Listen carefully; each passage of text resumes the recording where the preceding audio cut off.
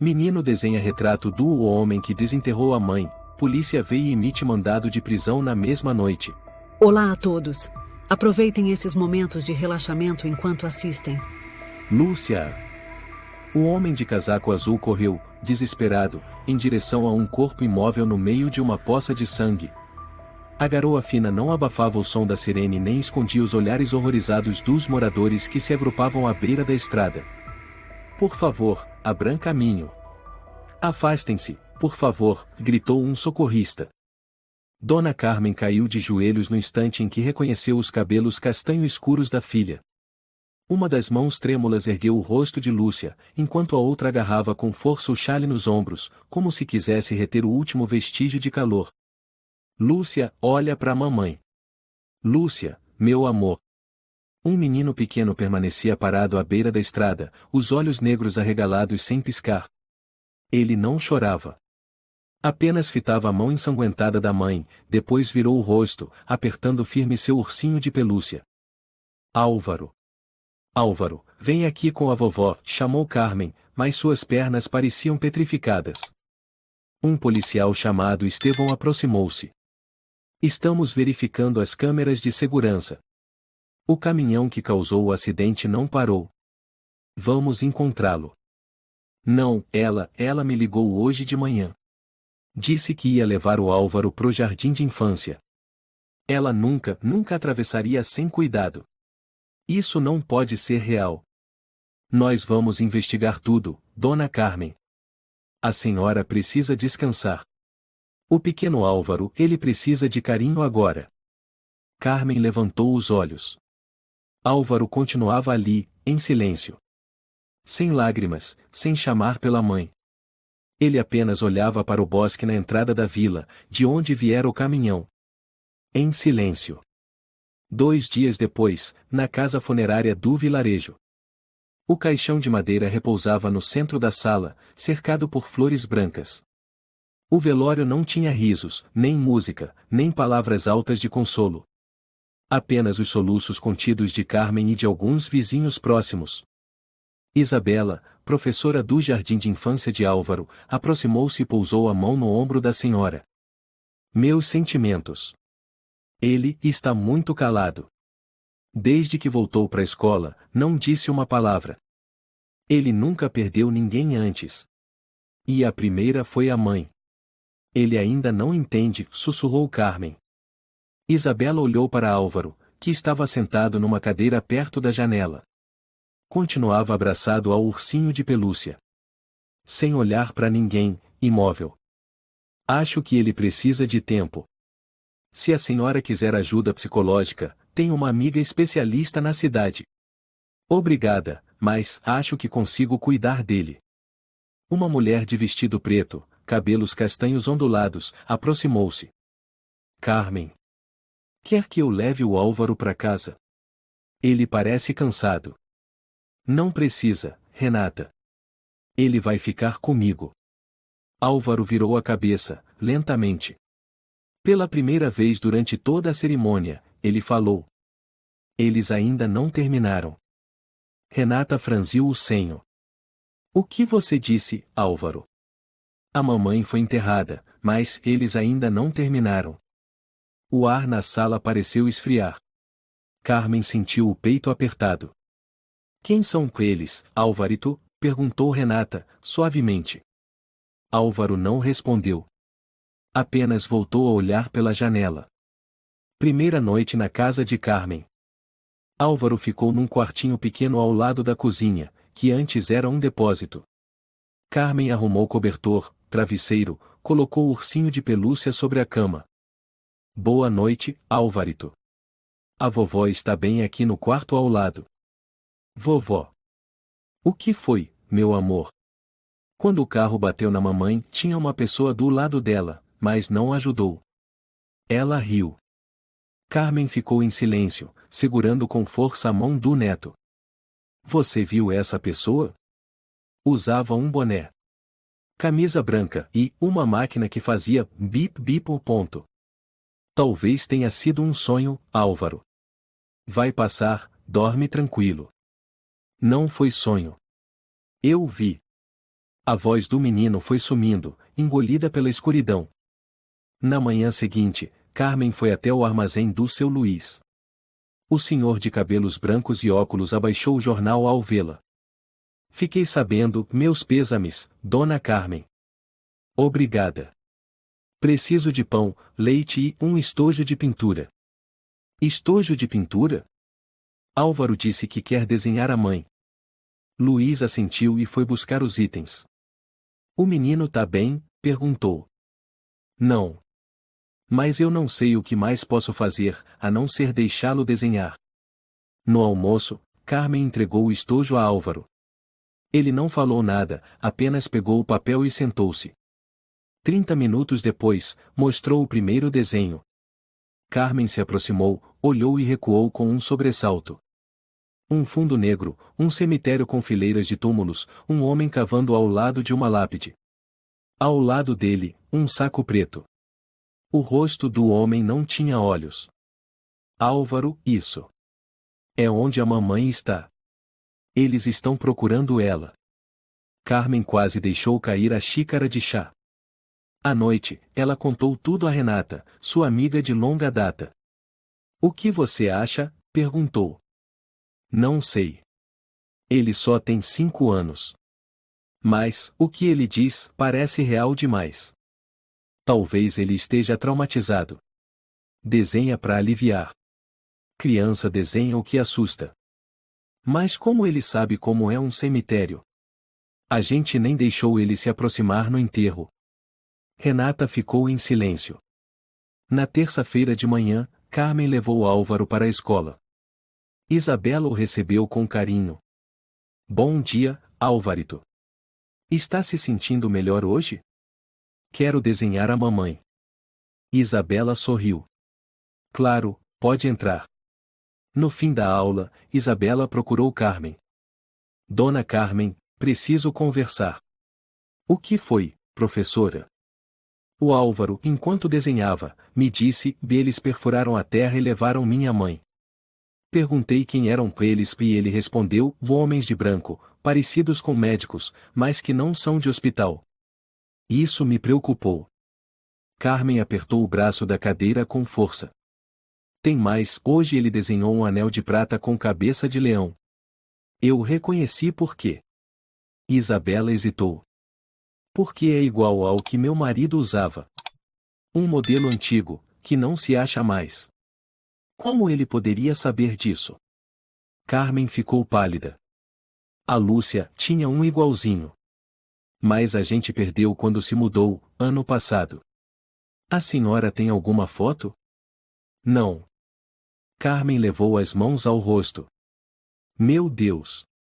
À noite, Álvaro fez outro desenho. Desta vez, um saco preto enterrado no chão, com uma mão estranha jogando terra por cima.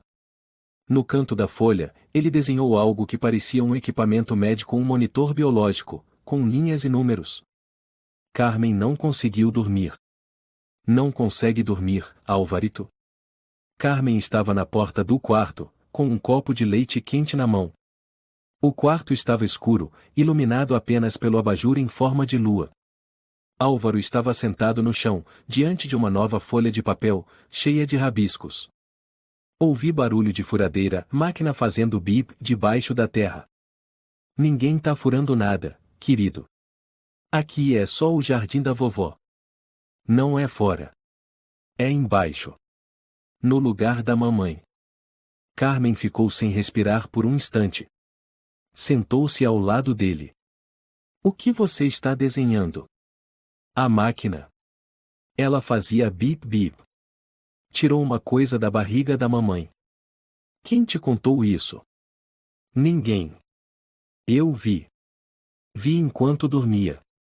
Mas não era sonho. Eu ouvi a mamãe chamar. Disse que estava com frio. Disse que ainda doía. Na manhã seguinte, Carmen foi até a escola falar com Isabela. A professora estava organizando os desenhos das crianças da semana.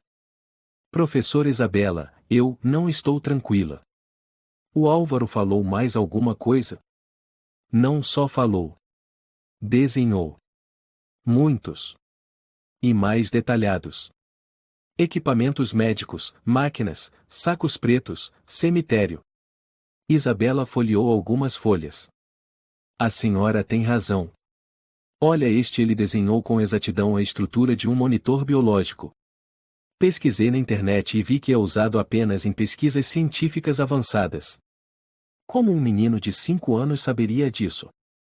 Carmen desabou na cadeira. Não faço ideia de onde ele tirou isso. Não temos televisão. Ninguém falou sobre isso perto dele. Dona Carmen, posso perguntar uma coisa? O Álvaro já presenciou algo estranho? Foi ameaçado? Alguém teve contato com ele sem a senhora saber? Não. Ele só viveu comigo. E antes, com a mãe. O pai, ele nunca conheceu. Isabela pensou por um instante, então falou. Tenho uma amiga psicóloga. O nome dela é Marina, é brasileira, trabalhou em Salvador.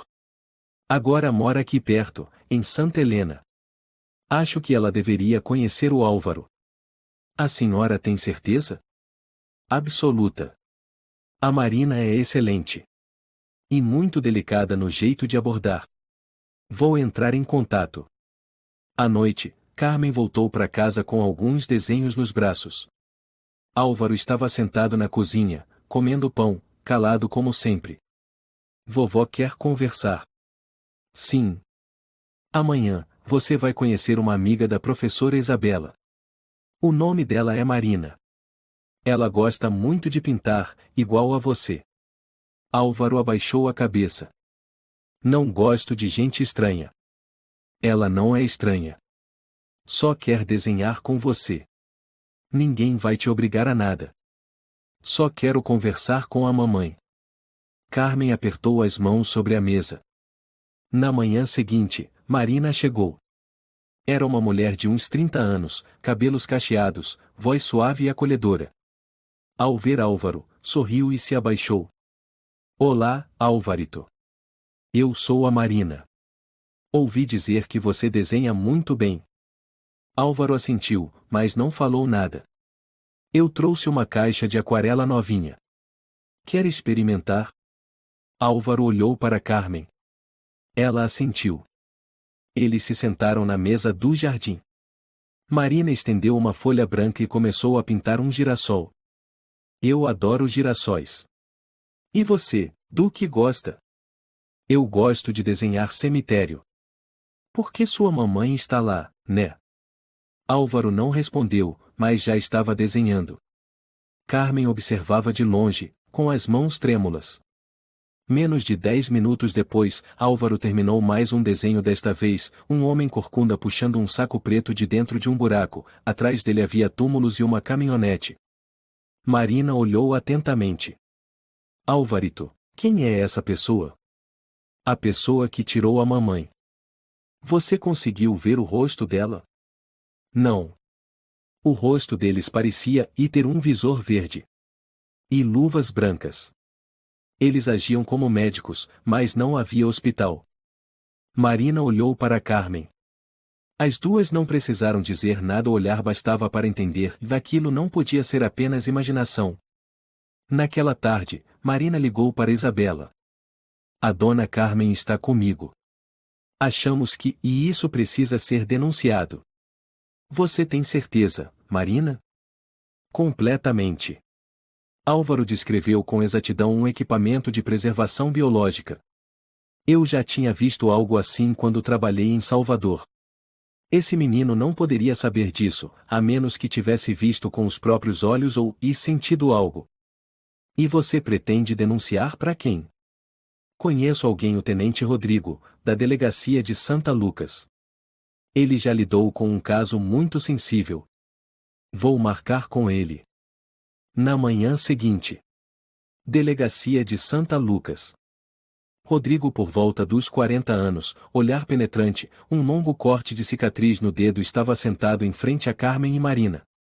Tem certeza de que isso não é apenas um transtorno causado por trauma psicológico? Tenho certeza absoluta, tenente, respondeu Marina. O garoto desenha com precisão técnica, inclusive descreveu um tipo de aparelho que eu mesma vi em um instituto de pesquisa. E o anel? Sim.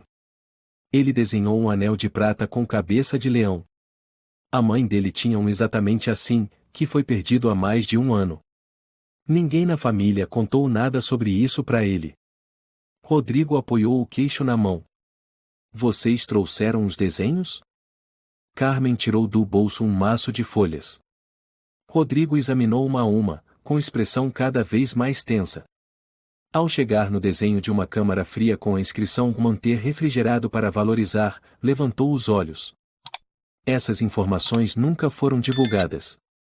Mas esse desenho é idêntico à planta da antiga câmara mortuária nos fundos do necrotério do vilarejo. Carmen ficou pálida. O senhor pode verificar o túmulo da Lúcia? Rodrigo hesitou por alguns segundos e assentiu. À noite.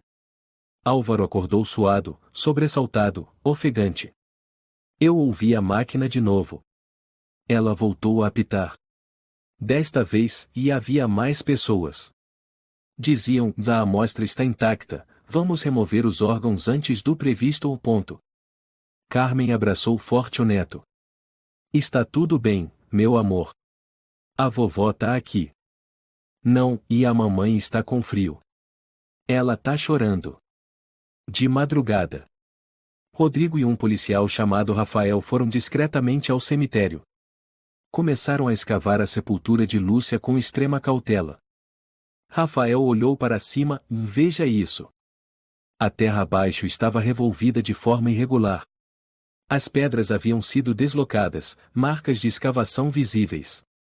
Uma porção foi coberta às pressas. Rodrigo suspirou. Chame reforços. Vamos abrir. 1 hora depois, o caixão foi finalmente aberto. Estava vazio. Rodrigo ficou em pé diante do caixão vazio, o suor frio escorrendo pelas costas.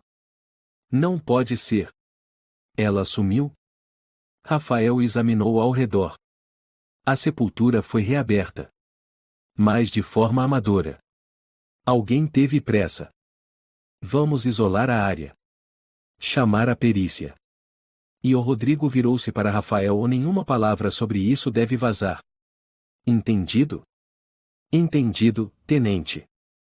Rodrigo pegou o telefone e discou rapidamente.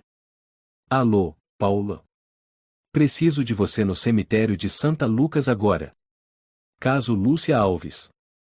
O corpo dela não está mais lá. 1 hora depois. Paula, investigadora experiente, cabelos pretos presos, olhar firme, desceu do carro. Semicerrou os olhos ao ver a sepultura coberta por uma lona azul. Tem certeza de que ninguém mexeu aqui após o enterro? Com certeza, confirmou Rodrigo. A única pessoa que se importava ainda era a mãe da vítima e o neto. Mas o garoto tem apenas 5 anos. Foi ele quem revelou tudo isso? Desenhou. E falou. Com detalhes impressionantes. Marina, uma psicóloga de confiança, afirma que não é imaginação. Paula franziu a testa. O menino descreveu alguém com clareza? Não o rosto. Mas disse que era um homem de branco, usando uma furadeira, puxando um saco preto do túmulo. Também desenhou um anel de prata com cabeça de leão, igual ao que a vítima usava. Merda, e Paula murmurou. Já ouvi algo assim antes. Há 10 anos. Rodrigo ergueu os olhos. O quê? Roubo de órgãos no Nordeste brasileiro. 3 cadáveres foram retirados para extração de tecidos. Sem autópsia. Sem provas materiais. Um nome sempre aparecia nos relatórios, mas nunca foi indiciado. Rodrigo assentiu. Qual o nome? Tomás Ribeiro. À noite. Em uma cafeteria no canto da cidade. Rodrigo e Paula estavam na mesa do fundo, diante de uma pasta antiga com as folhas já amareladas. Tomás era técnico no Centro Médico de Ribeirão Preto. Competente, discreto.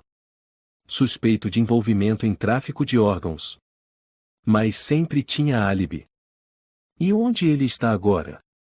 Mais surpreendente ainda. Um mês atrás, ele foi contratado como gerente do necrotério de Santana Luzia onde Lúcia foi enterrada. Rodrigo arregalou os olhos. Quem contratou? Uma empresa terceirizada. O antigo dono se aposentou. Não fizemos verificação porque essa região nunca teve ocorrências. Temos que monitorá-lo imediatamente. Não podemos perdê-lo de vista. Paula concordou. Vou acionar a equipe técnica para instalar rastreadores no carro dele. Também colocaremos câmeras ao redor do necrotério. E na câmara fria dos fundos. No dia seguinte, em frente ao necrotério, um jovem brasileiro chamado Juliano, técnico forense disfarçado de encanador, carregava uma maleta de ferramentas e observava o local com atenção. Tem alguém lá dentro? Perguntou Rodrigo pelo rádio.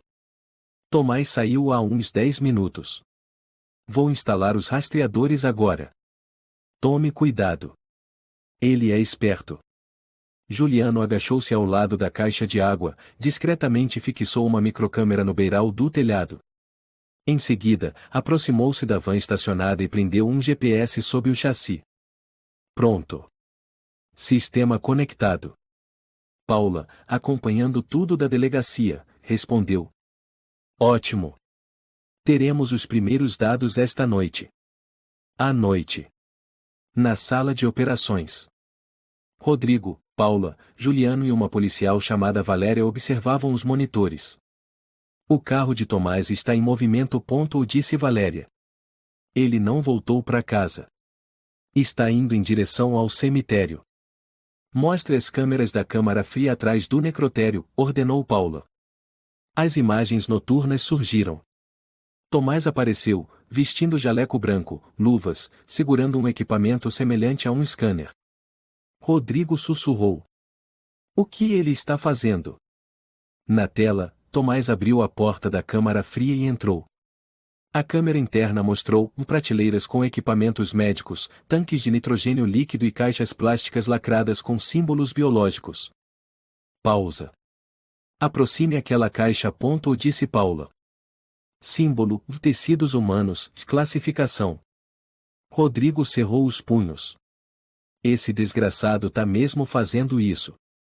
1 minuto depois, Tomás atendeu o telefone. O sistema de áudio captou a conversa. Sim, e o dispositivo biológico ainda está intacto. A coleta será feita esta noite. O preço vai dobrar. Valéria exclamou, ele está se preparando para o transporte. Temos que agir. Rodrigo balançou a cabeça. Ainda não é suficiente. Ele pode negar tudo. Precisamos pegá-lo em flagrante. Paula interveio. O menino Álvaro fez um novo desenho hoje. Um homem puxando um saco preto do subsolo. No canto direito, uma porta azul prateada igualzinha à da câmara fria. Rodrigo olhou para Paula. É agora. De madrugada. A equipe de operações especiais invadiu o necrotério. Rodrigo à frente, colete à prova de balas, arma em punho. Contornem pelos fundos. Não deixem ele perceber. Dividiram-se em 2 grupos. Um aguardava na entrada principal, o outro contornava pelos fundos, onde a câmera captara a movimentação. Rodrigo sinalizou. Entrem. Arrombaram a porta. Dentro, luzes amareladas tremulavam. Tomás estava diante de um freezer, puxando um saco preto. Virou-se, surpreso. Parado. Polícia. Tomás soltou o saco e ergueu as mãos. Rodrigo correu até ele, o imobilizou e algemou. Ele estava prestes a transportar. Temperatura de resfriamento confirmada. A amostra está intacta, relatou Valéria. Paula abriu o saco. Silêncio total. Um corpo feminino, conservado em bolsa especial. Sem sinais de decomposição. No pulso, uma cicatriz marca registrada de Lúcia. Paula encarou Tomás. Você usou vivos e mortos para lucrar, seu verme? Tomás cerrava os lábios, sem responder. Rodrigo o fitou. Você perdeu. E dessa vez, ninguém vai te salvar. Quero meu advogado. Disse Tomás, com voz rouca mais serena. Na sala de interrogatório. Rodrigo, sentado em frente, batia os dedos sobre a mesa de aço gelado. Você vai ter um advogado. Mas antes, tenho umas perguntas, Tomás. Não vou falar. Encontramos o corpo de Lúcia em sua câmara fria. Foi exumada. Sem autorização. Com equipamento biológico raro confere? Não sei. Só administro funerais. Talvez outra pessoa tenha feito isso. Rodrigo sorriu de lado. Você é bom. Mas não o bastante. As câmeras mostram você puxando o saco com o corpo. E temos a gravação da sua ligação. Quer ouvir sua voz de novo? Tomás ficou calado. Paula entrou, com um dossiê espesso. Rodrigo, consegui. Ela abriu na primeira página. Tomás Ribeiro. Nascido em 1973. Formado pela Escola Técnica de Engenharia Biomédica de São Paulo. Trabalhou no Centro Médico de Ribeirão Preto de 1998 a 2015. Rodrigo leu em voz baixa. Suspenso por conduta imprópria na manipulação de materiais biológicos. Tomás sorriu de canto. Sem provas. Fui inocentado. Paula jogou um jornal antigo sobre a mesa. Data: 17 de março de 2015. 3 corpos desaparecem após funerais. Famílias denunciam sumiço. Suspeito principal: Tomás Ribeiro, técnico biomédico. Não indiciado por falta de provas. Caso antigo. Nada a ver com isso. Tem tudo a ver. Paulo estreitou os olhos. O padrão se repete. Sem autópsia. Enterros apressados. E você no centro de tudo. Rodrigo recostou-se. Quem está por trás de você? Quem compra esses órgãos? Tomás encarava a mesa, em silêncio. 1 hora depois. Escritório da investigação. Rodrigo em reunião com Paula, Valéria, Juliano e Marina, que acompanhava tudo desde o início. O que já temos? Perguntou Rodrigo. Paula abriu o mapa de Santana Luzia, marcando em vermelho os pontos das mortes recentes. Nos últimos 3 meses, 4 pessoas morreram e foram enterradas sem autópsia. Todas passaram pelo necrotério sob responsabilidade de Tomás. 3 delas eram idosos, sem parentes próximos. Uma era um andarilho chamado Sérgio Carvalho, sem ninguém para reclamar o corpo. Valéria acrescentou: o mais estranho é o tempo entre a morte e o enterro, menos de 12 horas. Rápido demais. Rodrigo franziu a testa. Há alguma prova de que eles tiveram os órgãos retirados? Difícil afirmar. Mas agora temos um corpo da Lúcia para comparação. Marina, sentada ao lado, folheou seu caderno. Quero acrescentar algo. Álvaro, o menino de 5 anos, desenhou uma imagem com detalhes idênticos ao da câmara fria. Não pode ser coincidência. De alguma forma, ele sabe. Juliano interveio: se me permitir, quero rastrear os dados do celular de Tomás nos últimos 3 meses. Podemos descobrir para quem ele vendia. Rodrigo assentiu. Faça isso. O quanto antes. Naquela tarde. Carmen estava em casa, dobrando roupas de Álvaro, quando o telefone tocou. Era um número desconhecido. Alô? Dona Carmen, aqui é Estevão, policial encarregado da cena do crime. Só estou ligando para avisar. Tomás Ribeiro foi preso. Carmen deixou cair o casaquinho de lã. Preso, e preso por quê? Descobrimos o corpo da Lúcia na câmara fria atrás do necrotério. Ela foi exumada. E mantida como amostra biológica. Meu Deus do céu!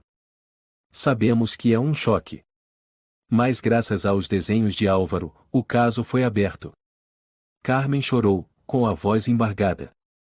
Meu neto, e ele só é uma criança, e por que ele tem que carregar um fardo tão horrível? Lamentamos muito. E agradecemos à senhora e ao Álvaro pela coragem. Vamos fazer de tudo para que a verdade venha à tona. Naquela noite, Álvaro estava sentado à janela, lápis na mão. Você está desenhando de novo? Carmen perguntou suavemente. Sim. Estou desenhando a pessoa que foi levada. Outra pessoa, meu amor? Não sei quem é. Mas vi ela e dentro de um cômodo gelado. Tinha uma luz azul. Você ainda está sonhando com isso? Não é sonho. Eles sussurram para mim. Eles estão tristes. Carmen se aproximou e o abraçou. Você não precisa carregar tudo sozinho. A vovó está aqui. No dia seguinte. Instituto Médico Legal. Valéria abriu o saco com o corpo de Lúcia. O legista Rafael Lima, natural de Recife, mais de 50 anos, aproximou-se. O corpo está muito bem conservado. Temperatura extremamente baixa. Sem sinais de decomposição. Rodrigo assentiu. Há algum dispositivo biológico no corpo? Rafael usou o scanner biológico no abdômen e no peito. Um bip soou. Há sinal. O dispositivo foi implantado na infância. Muito raro. Esse tipo foi testado em alguns hospitais para estudos de compatibilidade de tecidos. Poucas pessoas tiveram. Paula perguntou: Tomás poderia acessar esse registro? Com certeza. Ele foi técnico no sistema de saúde. Sabendo o código do paciente, ele podia descobrir quem teve qual implante. Rodrigo murmurou: ele não escolheu a Lúcia por acaso. Sabia que ela tinha esse dispositivo raro e esperou a morte para recuperá-lo. E manteve o corpo na câmara fria até o momento certo para vender, completou Paula. Rafael folheou o prontuário. Aqui está. Lúcia participou de testes na fase 3, em 2004. O dispositivo está intacto. Rodrigo bateu na mesa. Já temos o suficiente para condená-lo. À tarde, Tomás foi reconduzido à sala de interrogatório. Rodrigo sentou-se em frente, olhar firme. Sabe de uma coisa? Um garoto de 5 anos desenhou tudo. O que você fez, onde esteve? E foi ele quem nos levou ao túmulo de Lúcia. O que pensa sobre isso? Tomás ficou em silêncio por um momento e suspirou. Nós não matamos ninguém. Só pegamos os que já estavam mortos. Sem autorização. Sem permissão das famílias. E você transportou corpos como mercadoria. Nós, e somos apenas uma engrenagem. Onde há demanda, há oferta. E agora você será julgado como traficante de cadáveres. Tomás fitou Rodrigo, os olhos escurecidos. Vocês venceram dessa vez. Mas, e a luz que aquele menino vê não vem só do túmulo. Rodrigo colocou uma folha de papel à sua frente. Você pode assinar a confissão. Ou ficar calado. Mas as provas são incontestáveis. A câmera no canto da câmara fria começou a gravar às 23 horas de ontem. Disse Juliano, sem tirar os olhos da tela. Ele continuou mesmo sabendo que estava sendo vigiado. Rodrigo cruzou os braços. Ele achava que não tínhamos provas ou que éramos lentos demais. Olha essa parte. Paula apontou. Tomás abre o terceiro freezer. Não o que guardava Lúcia, mas outro compartimento. Ele tira uma caixa de inox com código de barras.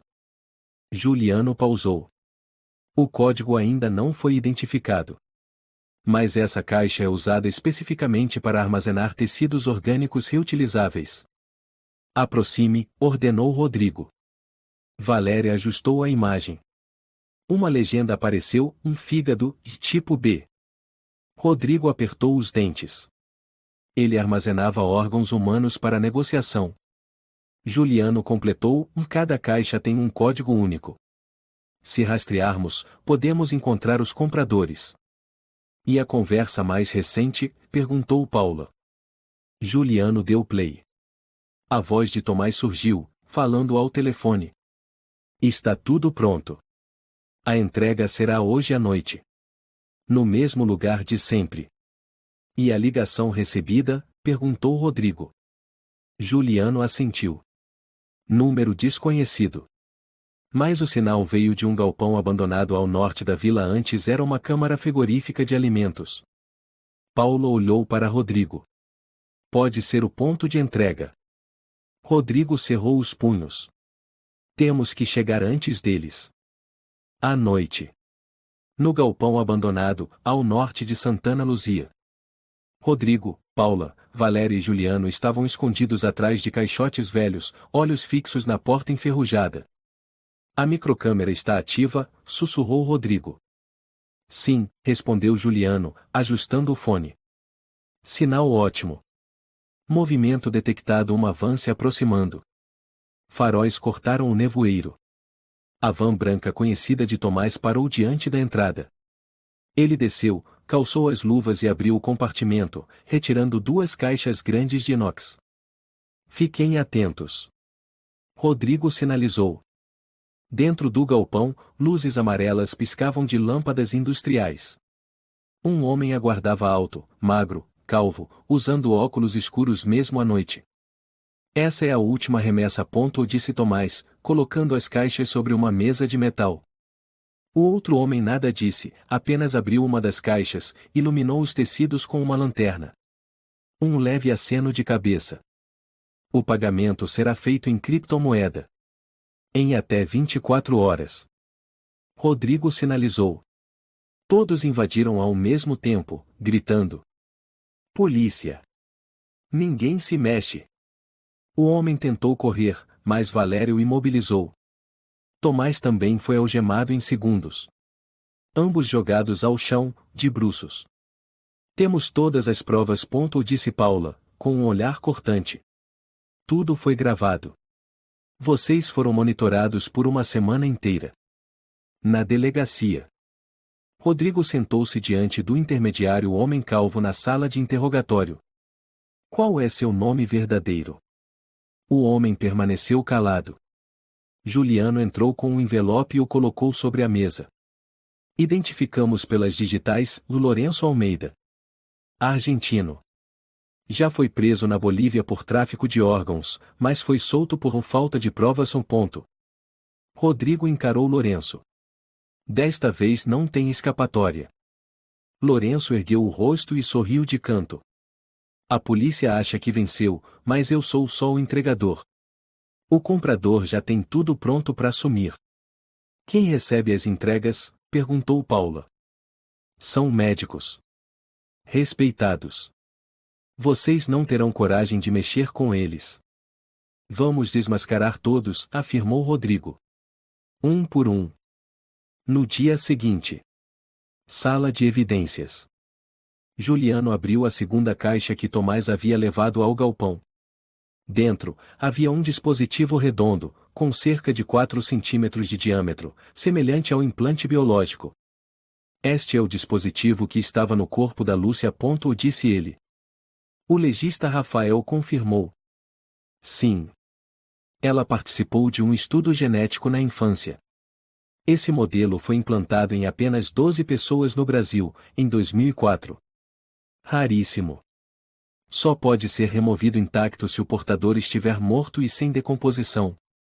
Tomás sabia disso porque teve acesso aos registros médicos, acrescentou Paula. Juliano ligou o computador.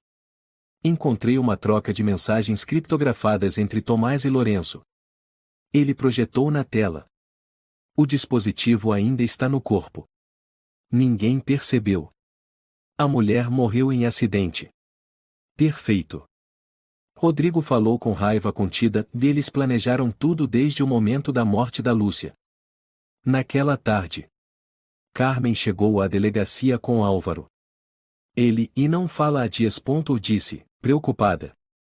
Só desenha. Muito. Mas não fala nada. Rodrigo se abaixou até a altura do menino. Quer me contar alguma coisa, Álvarito? Álvaro balançou a cabeça. Mas estendeu um novo desenho. Rodrigo pegou o desenho. A imagem era de um homem careca, usando óculos escuros, puxando uma caixa de inox de dentro da carroceria de um veículo. Na parede, havia um símbolo de uma cobra enrolada em um bastão, símbolo da medicina. Rodrigo olhou para Juliano. Ele desenhou Lourenço e antes mesmo de ele ser preso. Marina, que acabava de entrar, murmurou: o menino não os vê com os olhos. Ele os sente. É como se fragmentos de memórias fossem enviados a ele, das pessoas que já morreram. Carmen abraçou Álvaro com força. Como ele pode sobreviver a isso? É só uma criança. Marina colocou a mão no ombro dela. Ele vai conseguir. Mas isso também significa que ainda há algo que não foi revelado. Naquela noite, na cela, Tomás estava deitado de costas para a porta. Lourenço estava trancado na cela ao lado, sentado em silêncio. A luz se acendeu. Rodrigo entrou. Encontramos mais 3 corpos mal armazenados no necrotério. Em um deles, faltavam órgãos internos. E mais uma vez, o código do dispositivo batia com o que você estava tentando vender. Tomás não respondeu. Tem algo que você não esperava. Rodrigo se inclinou. Uma criança de 5 anos. Desenhou todo o crime que você achava que ia enterrar para sempre. Tomás cerrou os punhos. Ele não poderia saber. Mas ele sabia. Rodrigo se endireitou.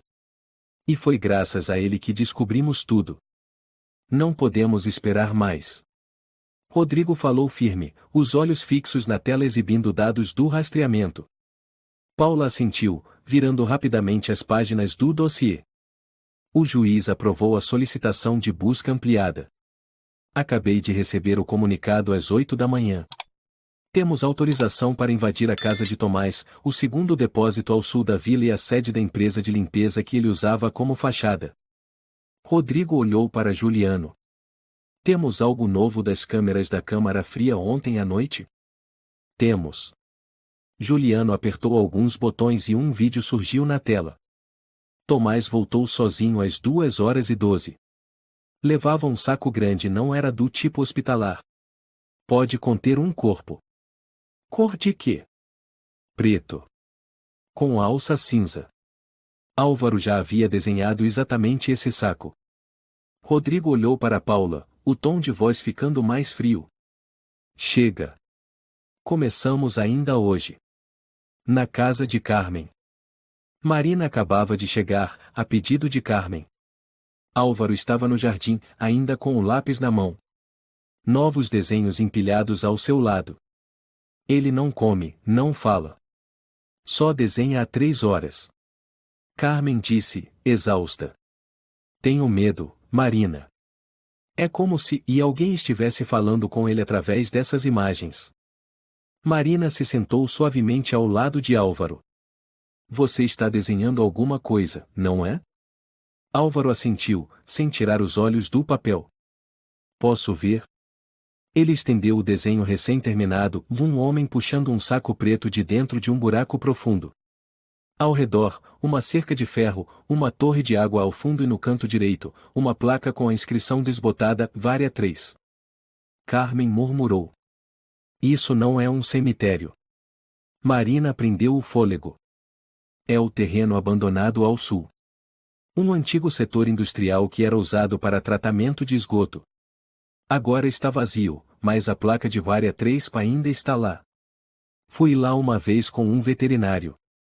É úmido, isolado. Ele nunca esteve lá. Carmen murmurou. Nunca. Na delegacia. Rodrigo, Paula, Valéria, Juliano e uma equipe especial estavam reunidos ao redor de um mapa. Vamos nos dividir em 3 grupos. Rodrigo apontou para o mapa. Grupo 1 sob meu comando vai até a casa de Tomás. Grupo 2 liderado por Paula investiga a sede da empresa dele em Santa Helena. Grupo 3 Valéria e Juliano seguem para o terreno abandonado Área 3. Valéria levantou o olhar. Como podemos ter certeza de que aquele lugar está envolvido? Rodrigo mostrou o novo desenho de Álvaro. Valéria o observou por um momento e estremeceu. Meu Deus! Eu estive nesse lugar quando estudava. Está abandonado desde 2012. Ninguém entra, mas ainda ligam luzes infravermelhas para espantar ratos. A criança não poderia saber disso. Mas ele desenhou cada detalhe com precisão. Rodrigo assentiu. Vamos. Casa de Tomás 13h47. Rodrigo e 3 oficiais cercaram a entrada da frente.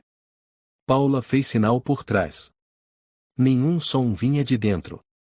Rodrigo bateu na porta. Polícia. Abra. Sem resposta. Rodrigo assentiu. Um dos policiais usou uma barra de ferro e arrombou a porta. O interior da casa cheirava fortemente a desinfetante, tudo arrumado com perfeição excessiva. Verifiquem o depósito, gritou Rodrigo. Procurem equipamentos de armazenamento biológico. Um policial gritou do porão. Tenente. Aqui embaixo. Rodrigo desceu às pressas. Na sala estreita havia diversas caixas inox, enfileiradas. Um quadro indicava nomes, datas e tipos de órgãos. Corações, e fígados, e rins, e todos rotulados com códigos. Paula murmurou, encarando a lista. Rodrigo virou-se. Recolham tudo. Encaminhem para o IML. Terreno da área 3, mesmo horário. Valéria segurava uma lanterna, Juliano a seguia de perto. Em volta, muros de concreto rachados, solo seco e mato alto. À distância, a torre de água enferrujada exatamente como no desenho de Álvaro. Tem algo atrás daquela cerca, apontou Juliano. Eles se separaram, aproximando-se do portão de ferro oxidado. Valéria girou com força a maçaneta. A porta rangeu alto e se abriu. Lá dentro, uma sala escura, com uma fresta de luz vindo de uma janela alta. Uma caixa inox estava no centro. Na tampa, a inscrição "Manter até nova ordem". Valéria abriu a caixa. Dentro, um corpo feminino conservado a frio, sem sinais de decomposição. Outra vítima, e Juliano sussurrou. Não é a Lúcia. Sede da empresa Servicio Blanco Santa Helena. Paula liderava o grupo de policiais até o escritório principal. A recepcionista tentou barrar, mas foi contida. Temos mandado de busca. Paula exibiu o documento. Vamos vasculhar todos os arquivos e depósitos. Em uma das salas, pilhas de documentos e discos rígidos. Um telão mostrava uma lista de clientes com os nomes criptografados.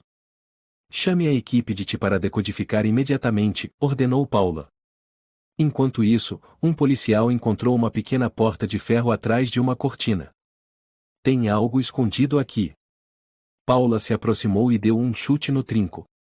A porta se abriu e dentro, havia um cofre. Dentro do cofre, um caderno manuscrito. Paulo o abriu e leu rapidamente. Data, e hora, e código da mercadoria. Lúcia M. Aqui está. Observação: órgãos intactos, dispositivo especial. Destino: Alemanha. Eles iam exportar o material da Lúcia. Paula ficou paralisada. Chegamos a tempo. Na delegacia. Rodrigo recebeu um relatório de Valéria. Encontramos outro corpo. Mulher, cerca de 30 anos. Sem identificação. Conservada exatamente como Lúcia. Eles ampliaram a operação. Rodrigo bateu com força na mesa. Foi certo agir rápido. Marina entrou, visivelmente aflita. Acabei de sair da casa da Carmen. Álvaro está com febre alta. Mas antes de delirar, ele fez mais um desenho. Rodrigo pegou a folha e desta vez, uma sala iluminada, com muitos sacos pendurados do teto. Ao centro, uma figura de jaleco branco mas o rosto era um vazio negro com 2 pontos vermelhos. Esse, e não parece os outros pontos, disse Rodrigo. Ele o chamou de o vazio. Marina engoliu em seco. Ele disse que é o responsável por tudo. Rodrigo olhou fixamente para o desenho, depois se virou para Paula. Tomás não é o único. Ainda não terminamos. Sala de reuniões da delegacia de Santa Lucas, 8h17. Rodrigo entrou com expressão pesada. Paula, Juliano, Valéria e Marina já estavam sentados. Na mesa, laudos forenses, dados telefônicos, imagens de câmeras e fotos da cena do crime. Temos os resultados do IML. Rodrigo começou. O Dr. Rafael Lima acabou de enviar. Paula abriu o dossiê em mãos. A Lúcia foi preservada perfeitamente. No estômago dela havia uma cápsula com revestimento biológico especial. Valéria franziu a testa. Não era um dispositivo médico? Não só isso, respondeu Paula. É um modelo antigo de biodispositivo, parte do programa experimental órgão sintético Orcid 03, em São Paulo, há 20 anos. Nome interno, Vorcid 03. Raríssimo. Juliano completou. Pesquisei o projeto. Em todo o Brasil, apenas 12 pessoas receberam Orcid 03. Todas eram crianças com doenças autoimunes terminais, em condição especial. Rodrigo estreitou os olhos. Lúcia era uma delas? Sim. Em 2004, aos 9 anos. Nome verdadeiro, Lúcia Beatriz Ferreira. Depois foi adotada e passou a se chamar Alves. A maioria já faleceu. Apenas 3 sobreviveram. Lúcia era uma delas. Marina abaixou a cabeça, sussurrando. É como se fosse destino. Rodrigo prosseguiu. Tomás era técnico no time de testes. Sabia exatamente quem tinha o que, onde e quando. Ele seguiu a Lúcia por mais de 10 anos. Paula abriu um painel com um mapa e marcações. Ele esteve em Curitiba em 2010, mesmo período em que ela estudava lá. Depois, em 2017, mudou-se para Fortaleza, onde ela trabalhava. No ano passado, foi contratado no necrotério de Santana Luzia, justamente quando ela voltou para cuidar da mãe. Valéria exclamou. Ele planejou tudo? Exato. Rodrigo assentiu. E só esperava ela morrer para agir. Marina perguntou em voz baixa. E o acidente foi mesmo acidente? Rodrigo franziu a testa. Estamos revendo as câmeras de tráfego. A perícia encontrou imagens deletadas do disco. Estão sendo restauradas. Instituto Médico Legal, e 10h45. Dr. Rafael Lima entregou a Rodrigo uma caixa com o dispositivo extraído do corpo de Lúcia. Aqui está o Orcid 03. Quase intacto. Rodrigo pegou a peça, sentindo o peso. Era isso que Tomás queria vender? Ele não apenas vende. Anunciou com a seguinte nota: a amostra completa, sem danos. Preço sugerido: R$1.700.000. Valéria murmurou: uma pessoa morta e avaliada como uma mercadoria. Rafael acrescentou: além disso, encontrei uma gravação de voz no refrigerador. Talvez Tomás tenha deixado o celular lá por engano ao atender uma ligação. Rodrigo levantou a mão. Reproduza. O aparelho soltou a voz de Tomás. Sim, ela morreu ontem. Confirmado. Tem o dispositivo no corpo. Ninguém sabe. Hoje à noite eu desenterro e pronto. Rodrigo apertou o punho com força. Na casa de Carmen, e à tarde. Álvaro estava sentado num canto do quarto, ainda em silêncio, abraçando fortemente um ursinho de pelúcia já gasto. Carmen sussurrou para Marina. Ele ainda não disse uma palavra. Mas hoje de manhã, me entregou um desenho e apontou para o quintal dos fundos. Qual desenho? Carmen mostrou a folha e na parte inferior, uma mulher deitada dentro de um saco térmico, cercada por tubos, com uma lâmpada fraca no teto. Na parede ao fundo, uma marca de mão preta. Marina franziu a testa. Marca de mão? Sim. Isso não foi desenhado pelo Álvaro. É uma impressão escura, como se alguém tivesse encostado a mão no papel. Marina pegou um lenço e tentou limpar. Não saiu. Isso é tinta, e mais não é canetinha infantil. Parece óleo ou tinta industrial. Álvaro falou baixinho: vê a mão da mamãe. Ela disse que eu desenhei errado. Que ela não ficou lá por muito tempo. Ela sentiu saudade de mim e então tentou ir embora. Carmen engasgou. Meu Deus! Marina se agachou. Álvaro, pode contar mais para mim? A mamãe disse e que quando foi atropelada, não morreu na hora. Alguém apareceu. Injetaram algo no pescoço dela. Ela sentiu frio, depois não ouviu mais nada. Mas ela se lembrou. Lembrou do quê? De mim. Ela só lembrava de mim. Na sala de investigação, tarde da noite. Juliano acabava de decodificar parte dos dados do computador de Tomás. Encontrei uma conversa entre Tomás e Lourenço. Há uma parte indicando o horário específico de entrega da amostra PLM, ou seja, Lúcia Alves. Paula leu em voz alta. Confirmado.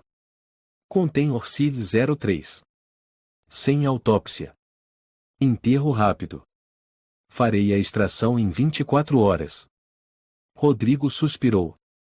Sempre achamos que os mortos estão seguros. Mas para eles, a morte é só o começo da exploração. Valéria entregou mais uma pasta. Encontrei a ordem de necropsia cancelada no último minuto, assinada por um tal de Remy Andrade, mas não existe nenhum médico com esse nome nos registros da área. Rodrigo cerrou os dentes. Ele falsificou documentos para enterrar logo. Sem autópsia, sem perícia. Paula assentiu. A morte da Lúcia foi realmente um acidente. Mas ele interveio antes mesmo do corpo esfriar. Juliano acrescentou, todo esse esquema era sofisticado. Mas o que derrubou tudo, e foi uma criança. Um menino que desenhou o que os adultos não tiveram coragem de ver. Alta noite. Carmen deitada ao lado de Álvaro, cobrindo o menino com o cobertor. Dorme, querido. A vovó está aqui. Álvaro puxou a mão da avó. Vovó. O que foi, meu bem? Acho que a mamãe agora está em paz. Sim, meu amor. Sua mãe está em paz. Eu vi a mamãe subindo uma escada de luz. Ela não estava mais com frio. Tinha alguém com ela. Alguém. Não sei quem era. Mas não tinha rosto. Só mãos longas, quentinhas. Não tiraram nada da mamãe. Só levaram ela para casa. Carmen chorou. Você é um menino muito especial, Álvarito. Na manhã seguinte, delegacia. Paula recebeu o relatório final, as impressões digitais no dispositivo biológico batiam com Tomás Ribeiro. O corpo de Lúcia foi oficialmente confirmado como intacto, o dispositivo não havia sido removido antes da prisão. Rodrigo convocou uma reunião rápida.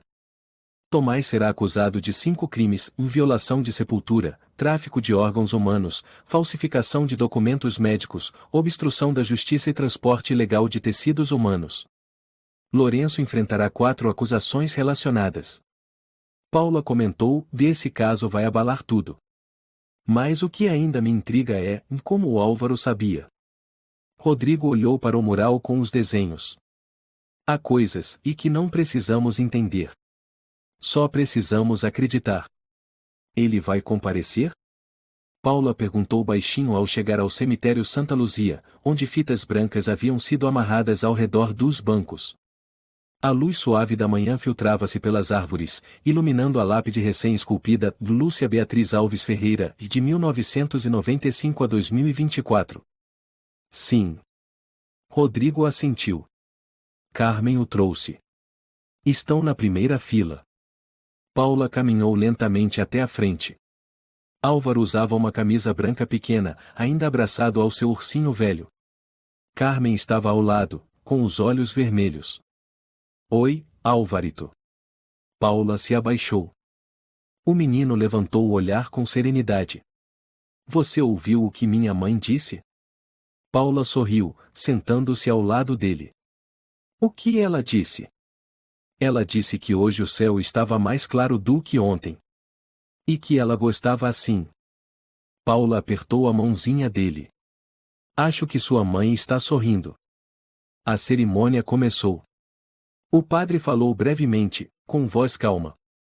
Estamos aqui hoje não apenas para nos despedir de uma jovem querida, mas para restaurar a justiça.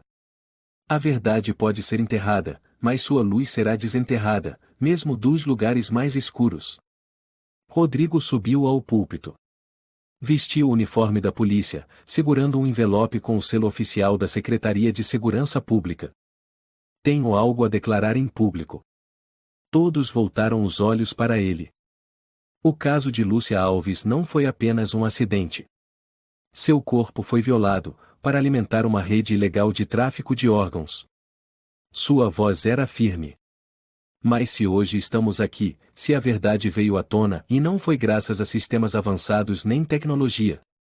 Foi graças a uma criança de 5 anos. O murmúrio se espalhou. Rodrigo olhou para Álvaro. Esse menino, com seus desenhos, com sua pureza e amor pela mãe, revelou o que ninguém ousava imaginar. Foi por causa dele que reabrimos o caso. Foi por causa dele que a justiça foi feita. Ele retirou do envelope um certificado. Concedo o diploma de honra ao mérito por coragem a Álvaro Alves Ferreira. Alguns segundos de silêncio, depois aplausos calorosos tomaram conta do local. Álvaro se levantou, ainda com o ursinho nos braços, e foi até Rodrigo. Rodrigo se abaixou, prendendo um broche em forma de estrela prateada no peito do menino. Quer dizer alguma coisa? Ele perguntou. Álvaro levantou o rosto. Mamãe já está em um lugar seguro agora, vovó. Carmen chorou, cobrindo o rosto. Paula limpou as lágrimas. Marina, e que também estava presente, e sussurrou à luz desse menino e salvou mais de uma alma. A cerimônia terminou. As pessoas foram embora, mas Rodrigo, Paula, Marina e Juliano permaneceram. Já saiu a sentença. Juliano mostrou o celular a Paula. Tomás Ribeiro foi condenado a 25 anos de prisão, sem direito à apelação. Lourenço Almeida pegou 18 anos. Rodrigo assentiu. E os receptores dos órgãos ilegais? Investigação nacional já começou. O Ministério da Saúde entrou no caso. Lista de médicos suspensos será divulgada ainda esta semana. Paula ficou em silêncio. O menino só desenhou. Mas ele derrubou um sistema inteiro. Marina disse suavemente, às vezes, a luz mais pura não vem da força e mais de um coração que ainda não foi ferido pela vida. Na casa de Carmen e naquela noite. Carmen pendurou o primeiro desenho de Álvaro na parede, dentro de uma moldura de madeira. Tem certeza de que quer pendurar esse? Não prefere o do sol ou o das margaridas? Não. Álvaro assentiu. Esse foi o lugar onde a mamãe começou a voltar. Marina entrou, com uma nova pilha de papéis. Você desenhou mais, querido? Sim. Mas desta vez não tem mais sombra. Carmen olhou. Um desenho com 3 pessoas, uma mulher, um menino e uma senhora, e de mãos dadas, no meio de um campo, sob o sol. Quem são essas pessoas? Marina perguntou. Família. Carmen se emocionou. Você acha que eu sou sua mãe, querido? Álvaro balançou a cabeça. Não. Mas a senhora é a luz que ficou. No dia seguinte. Delegacia de Santa Lucas. Quando Paula entrou na sala, viu Rodrigo colando um novo desenho no quadro. Esse aí é o quê? Ela perguntou. Rodrigo sorriu levemente. Último desenho que o Álvaro me mandou hoje de manhã. Ele disse, essas são as pessoas boas. No papel, 5 figuras alinhadas, usando o uniforme da polícia, cada uma segurando uma lanterna acesa. Somos nós. Parece que sim. Rodrigo assentiu. E ele escreveu embaixo algo curioso, uma mãe disse que a luz nunca apaga, se quem a segura não tiver medo do escuro. Paula sorriu. Talvez devêssemos recrutá-lo para a equipe de investigação. Na escola infantil Santa Luzia. Isabela iniciou a primeira aula de desenho com o tema "O que você vê quando fecha os olhos?". Podem desenhar qualquer coisa que vier à mente ao fechar os olhos, tá bom, meus amores? Álvaro foi o primeiro a desenhar. Um balão subindo ao céu, levando um cartão com os dizeres "Gracias, mamá". Isabela olhou, os olhos marejados. Uma semana depois. A imprensa de todo o Brasil noticiava. Criança de 5 anos usa desenhos para ajudar a desvendar rede de tráfico de órgãos. Polícia homenageia menino corajoso por expor verdade dolorosa. Do cemitério ao tribunal e a jornada dos desenhos rumo à justiça. Rodrigo colocou o jornal sobre a mesa, olhando para o quadro de avisos onde estava pendurado o primeiro desenho de Álvaro. Tudo começou aqui, ele murmurou. Dona Carmen, qual desenho ele vai doar para a delegacia? Isabela perguntou ao levar Álvaro até o portão da escola, segurando um saquinho de papel cuidadosamente amarrado com uma fita azul. Foi ele quem escolheu. Carmen respondeu. Eu não insisti. Ele disse, tem que ser o que tem mais luz ou ponto. Isabela se abaixou e perguntou, o que você trouxe, Álvarito? O menino ergueu o saquinho. É o primeiro desenho que fiz da mamãe. Mas eu arrumei. Adicionei um círculo ao redor dela. É a luz da vovó, da tia Marina, da tia Paula, do tio Rodrigo. Isabela se emocionou. Esse desenho é muito bonito. Não quero mais deixar ele em casa. Quero que fique num lugar onde todo mundo possa ver a mamãe.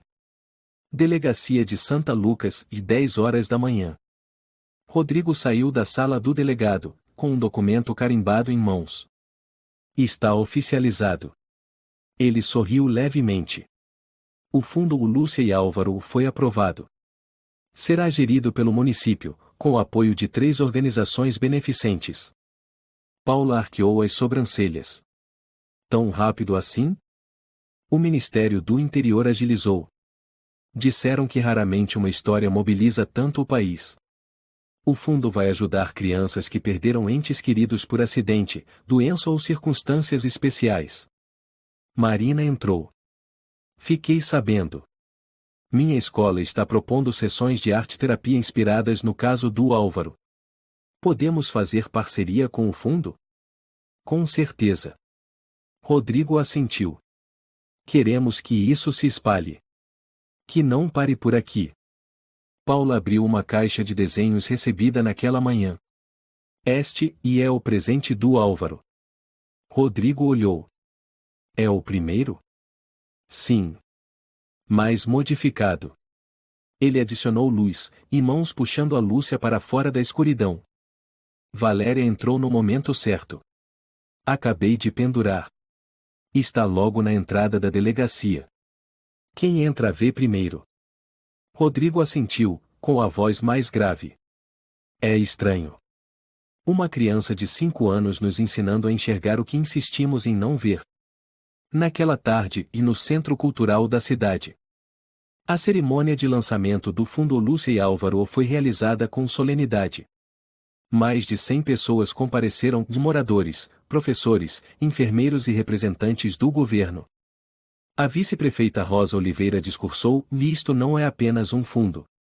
É um símbolo de coragem, da luz que pode surgir das coisas mais frágeis. Rodrigo foi chamado ao palco. Ele abaixou a cabeça em reverência e disse: Nós, da lei, às vezes somos cegos pelo procedimento, pela lógica. Mas foi a fé, a inocência e o amor de um menino que nos guiou de volta ao caminho certo. Este fundo será a ponte que une perdas por meio de desenhos, palavras e ações. Marina, ao lado, completou, e eu acredito que a cura mais poderosa vem da conexão. Álvaro me ensinou que crianças não só precisam ser ouvidas, e elas precisam ser acreditadas. O aplauso foi longo e emocionado. Carmen, sentada ao fundo, abraçava Álvaro com os olhos marejados. Você está bem? Ela perguntou baixinho. Estou feliz. Mamãe disse que está aqui. Álvaro colocou a mão sobre o peito. Uma semana depois. A primeira aula de desenho foi realizada na biblioteca da cidade. Isabela orientava as crianças a desenhar a tristeza em cores. Vocês podem usar o preto para a raiva, azul para a paz, laranja para a esperança. Álvaro terminou rápido. Um grande círculo no centro, cercado por anéis coloridos que se iluminavam gradualmente. Como se chama esse desenho? Isabela perguntou. Dentro dos olhos da mamãe. Isabela apertou de leve o ombro do menino. Você é muito talentoso. Naquela noite. Casa de Carmen. Marina passou com alguns doces. Os três se sentaram no pequeno quintal, sob luzes amarelas suaves. Você tem dormido melhor? Marina perguntou. Sim. Não escuto mais o barulho da máquina. E os sonhos? Agora, mamãe só caminha no jardim. Não está triste, nem com frio. Carmen sorriu. Eu também me sinto mais leve. Você ainda desenha? Marina perguntou. Sim.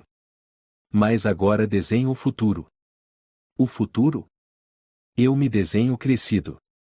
Trabalhando com o tio Rodrigo. Procurando gente ruim. Mas não uso arma. Só papel e lápis. Marina sorriu abertamente. Eu acredito que você vai ajudar muita gente. Álvaro sussurrou, só não quero que mais ninguém precise enterrar a mãe. 3 meses depois, e em São Paulo. O desenho de Álvaro foi exibido na Mostra de Arte Infantil do Museu de Arte de São Paulo. Abaixo de cada quadro, havia uma legenda escrita pelas próprias crianças. Sob o desenho de Álvaro, lia-se: às vezes, a luz não precisa de lâmpada. Só precisa que alguém abra os olhos.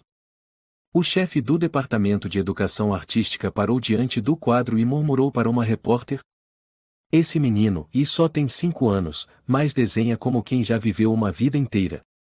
No mesmo momento, e no presídio estadual, Tomás Ribeiro estava sozinho na sala de visitas.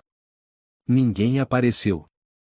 Na televisão à frente, uma reportagem em fundo: o Lúcia e Álvaro ultrapassa 5.000 atendimentos em todo o país.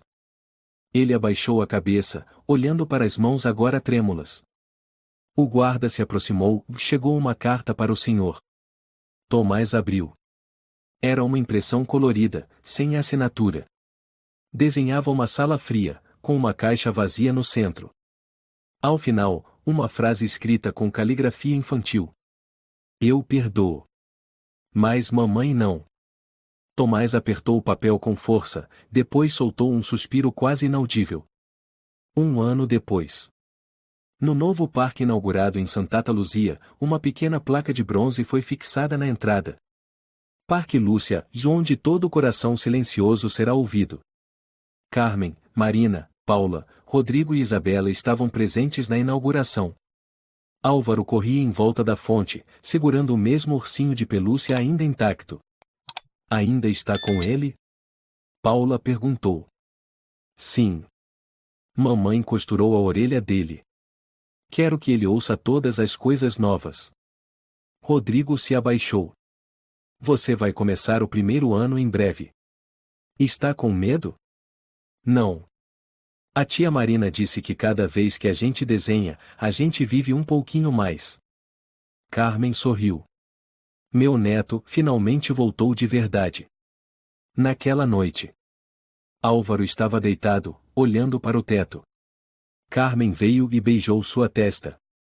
Boa noite, meu anjinho. Boa noite, vovó. Álvaro fechou os olhos. No sonho, ele caminhava por um campo vasto. Sua mãe estava lá, vestida de branco, sorrindo com o vento balançando seu vestido. Mamãe, esperei muito? Não. Eu sempre estive aqui. Lúcia se abaixou e o abraçou. Você voltou de verdade? Lúcia assentiu. Estou em cada traço seu. Em cada luz que você cria. Vou desenhar ainda mais. Eu sei. Eles caminharam de mãos dadas pelo campo dourado, onde não havia escuridão, nem ruído de máquinas, nem lágrimas. Só havia luz. Essa história é um lembrete profundo de que a justiça não vem apenas da investigação ou da lógica, mas também pode brotar da pureza e do amor genuíno. Uma criança com um coração amoroso e olhos sensíveis fez o que os adultos não conseguiram: encarar a verdade. A maior lição é: e nunca subestime a voz de uma criança, e nunca fique em silêncio diante da injustiça. Por mais escondida que esteja, a luz sempre encontrará um caminho. Se você gostou desta história, convidamos você a dar um like e se inscrever em nosso canal. Seu apoio nos motiva a continuar trazendo histórias comoventes quase todos os dias. Estamos muito agradecidos pelo seu apoio. Até breve.